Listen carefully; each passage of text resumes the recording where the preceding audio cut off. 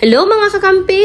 So for today's video nga, itong si Mudra umuwi na rin dito sa Batangas. Kaya nga hindi nyo nakikita mga kakampi sa video itong si Mudra noong mga nakaraan ay kasi nga umuwi siya ng probinsya at halos isang buwan siya doon. Ngayon nga ay dumating na siya kaya naman eto at pinakikita niya ang kanyang mga pasalubong sa amin.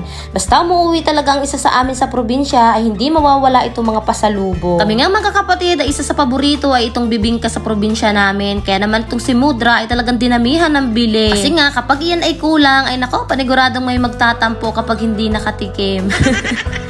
Bukod nga sa bibingka, itong si Mudra ay meron din biniling sumang malagkit at saka itong kalamay. Favorite kasi ni Leo itong kalamay, kaya naman pasalubong daw niya ito kay Leo. Naalala ko nga, nung mga bata pa kami, ay nakakatikim lamang kami ng mga ganito ay tuwing araw ng Martes at Linggo. Kaya naman tuwing araw ng Martes at saka Linggo ay excited na kaming umuwi si Lola kasi ang araw na yon ay nagtsatsyanggi ang Lola namin. Kaya pag uwi niya ay nako, napakadaming pasalubong. Kahit na hindi namin sabihin dito kay Mudra na magdala siya nitong mga gulay, abay nagdala na rin. Alam naman niya kasi na iyan ay mga simpleng kasiyahan namin. Meron nga siya diyang dalang gabi, kamansi, puso ng saging at saka itong latundan. Meron din siya ditong bago. Ang sabi nga ni Mudra, yung iba daw diyan ay binili niya at ang iba naman ay binigay ng mga pinsan namin at saka tiyo namin doon sa probinsya. Kaya naman doon sa mga tiyo namin at pinsan na nagbigay ay maraming salamat. Natutuwa nga ako dito kay Mudra, talaga naman bumili pa nitong ratan na basket. Sabi ko nga sa kanya diyan ay bakit siya bumili. Sabi naman niya ay maganda daw kasi. Pero tunay nga naman maganda itong bilihin at nakaka-aesthetic kapag dala mo ito sa palengke.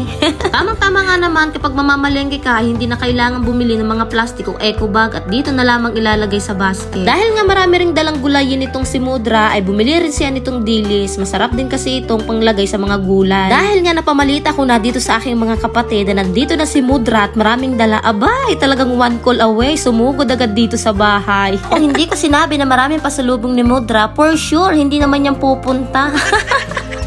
Siyempre, charot lang yon. Malapit lang naman kasi talaga sila dito sa bahay, kaya madali lang silang nakakapunta. At eto, pagdating nga nila ay talaga namang eto, nilantakan na itong mga pasalubong ni Mudra. Si sister nga lang, hindi nakapunta ka agad-agad kasi nga medyo malayo naman yun sa amin, kaya hindi agad sila nakapunta. Kaya naman, ang ginawa ko na lamang ay itinabi ko na lang agad yung para kay sister. Kinabukasan nga, eto't nagluto na kami nitong gulay na kamansi ni Mudra. Inyo ba mga kakampi, anong tawag sa ganitong gulay sa inyong lugar? Sa amin kasi, ang tawag talaga dito ay kamansi. Ginagataan lang ito at nilalagyan ng gulay katulad ng bago at mas masarap na may partner na isda. Habang nagbabalat nga ng kamansi itong si Mudra, ang sabi ko ay maghihimay na ako nitong dahon ng bago.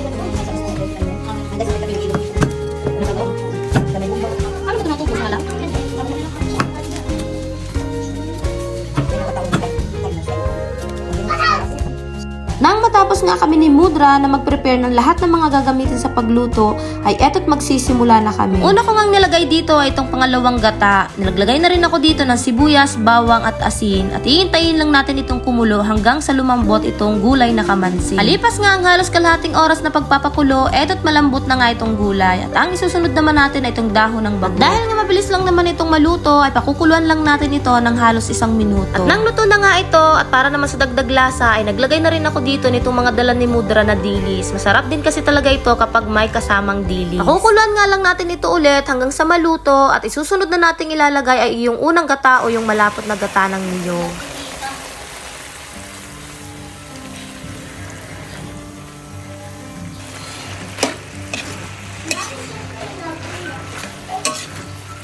At ito na nga, luto na ang ating gulay na kamansi. Kain po tayo. Matapos nga kaming mananghalian, abay kakatapos ng kumain, ay nag-iisip na agad ng merienda. Dahil nga maraming dala ni Mudrang ube, kaya naman sabi ni Leo ay magluto daw kami ng ubi halaya. Eto kasing si Leo ay expert sa pagluluto ng ubi halaya nung kami pa ay nasa probinsya.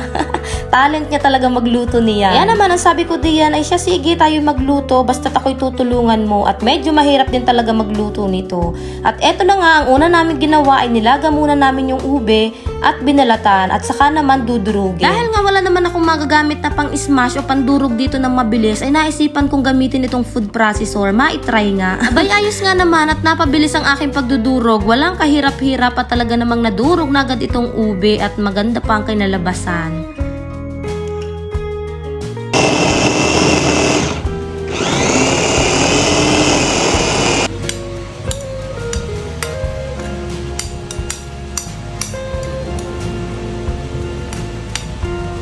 At nang matapos kong andurugin ang lahat ng ube, eto at magsisimula na kaming magluto. Inilagay ko lang dito sa kawali itong pangalawang gata at inilagay ko naman itong mga dinurog kong ube. Hahalu-haluin lang muna natin ito at ang apoy nito ay nasa katamtamang lakas lamang para hindi masunog yung ating ube. Sa pagluluto nga nito ay talagang kailangan lagi mo siyang hahaluin at masusunog talaga yung nasa ilalim. Medyo matrabaho lang din talaga ang pagluluto nitong ube halaya. Pero dahil nga para masatisfy ang aming cravings ay walang mahirap. For sure may magko-comment diyan. Paano mo naman nasabing ube iyan ay kulay puti? Dahil nga ang gamit naming ube ay isang klase ng ube nga na kulay puti, ay lalagyan na lang namin ito ng food color. Kaya naman nagpabili ako dito kay Leo nitong violet na food color at ilalagay natin. 2 sachet nga ng food color ang aking ginamit dito at tinunaw ko lang ito sa gata at nakain natin ito ilalagay dito sa ating ube at halu-haluin lang natin para naman pumantay yung kulay. Gaya nga ng sinabi ko kanina mga kakampi, ang paggawa talaga nito ay medyo matrabaho. Kaya naman eto't meron akong 2 assistant. Sila talaga yung tagahalo at willing na willing naman ang dalawa at excited nang maluto itong aming ginagawa. Nang maayos na ngang nahalo itong food color dito sa ube, eto sununod ko naman ang inilagay itong asukal. Konti-konti nga lang muna ang lagay ng aking asukal diyan at baka naman masobrahan ng tamis. Hindi rin kasi talaga masarap ang ube halaya kapag sobrang tamis na. Eto nga si Leo ay talagang walang tigil sa paghalo diyan kasi nga hindi po pwedeng tigilan at masusunog talaga ang ilalim nito. At nang mahalo na nga ito ng mabuti at ganito na nga ang itsura nitong ating ube halaya, ay isusunod naman nating ilalagay itong unang gata o yung malapot na gata.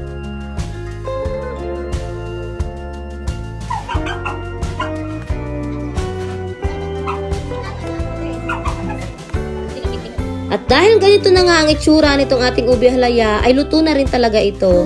Pero dahil nga gusto namin yung mas creamy na ube halaya, ay naglagay din ako dito ng evaporated milk. Sa paglalagay nga nitong gatas, ay isa rin talaga ito sa nagpapalinamnam ng lasa nito. At pagkatapos nga ng halos 1 oras, eto't luto na itong ating ube halaya. Talaga namang nakakapagod pero sulit naman talaga. Pinalamig ko nga lang ito at nang malamig na, ay nilagay ko na dito sa mga lalagyanan. Ito nga lahat yung aming nagawa. Para naman sa toppings, ay gagawa ko dito ng 2 klase. Ang una ko ang ginawa diyan ay naglagay ako ng star margarine at nilagyan ko nitong dinurog na mani. At ang iba naman ay maglalagay ako dito ng cheese.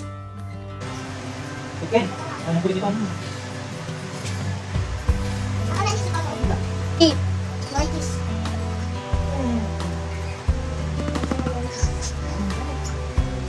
At sa wakas, eto tapos na nga ako sa paggagawa nito.